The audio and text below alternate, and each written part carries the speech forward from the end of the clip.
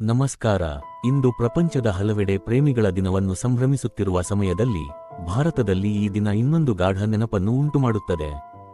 ದೇಶದ ಭದ್ರತೆಗೆ ತಮ್ಮ ಜೀವವನ್ನೇ ಅರ್ಪಿಸಿದ ವೀರ ಯೋಧರ ಸ್ಮರಣೆ ಇಂದು ಪ್ರತಿಯೊಬ್ಬ ಭಾರತೀಯನ ಮನದಲ್ಲಿ ಮತ್ತೆ ಜೀವಂತವಾಗುತ್ತದೆ. 2019ರ ಫೆಬ್ರವರಿ 14ರಂದು ನಡೆದ ಭೀಕರ ದಾಳಿಯಲ್ಲಿ ಯೋಧರು ಕರ್ತವ್ಯ ನಿರ್ವಹಣೆಯಲ್ಲಿದ್ದಾಗ ತಮ್ಮ ಪ್ರಾಣತ್ಯಾಗ ಮಾಡಿದರು. ಇಂದು ಆ ದುಃಖದ ಘಟನೆಗೆ 7 ವರ್ಷಗಳು ಪೂರ್ಣವಾಗುತ್ತಿದ್ದರೂ ದೇಶದ ಜನರ ಮನದಲ್ಲಿ ಆ ದಿನದ ನೋವು ಇನ್ನೂ ಮಸುಕಾಗಿಲ್ಲ.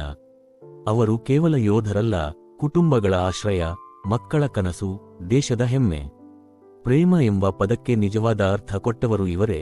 ದೇಶದ ಮೇಲೆ ಪ್ರೀತಿ, ಕರ್ತವ್ಯದ ಮೇಲೆ ನಿಷ್ಠೆ, ಜನರ ಸುರಕ್ಷತೆಗಾಗಿ ತ್ಯಾಗ. ಇಂದು ನಾವು ಸಂಭ್ರಮಿಸುವ ಮೊದಲು ಕ್ಷಣಕಾಲ ನಿಲ್ಲೋಣ. ದೇಶಕ್ಕಾಗಿ ತಮ್ಮ ಜೀವವನ್ನೇ ಅರ್ಪಿಸಿದ ಭಾರತಾಂಬೆಯ ಮಕ್ಕಳನ್ನು ಸ್ಮರಿಸೋಣ. ಮೌನದಿಂದ ಅವರನ್ನು ಗೌರವಿಸುವುದೇ ನಮ್ಮ ನಿಜವಾದ ಶ್ರದ್ಧಾಂಜಲಿ. ವೀರರ ತ್ಯಾಗಕ್ಕೆ ದೇಶದ ಗೌರವ ನಮನ. ಅವರ ಸ್ಮರಣೆ ನಮ್ಮ ಹೃದಯಗಳಲ್ಲಿ ಸದಾಕಾಲ ಜೀವಂತವಾಗಿರಲಿ. ಜೈ ಹಿಂದ್.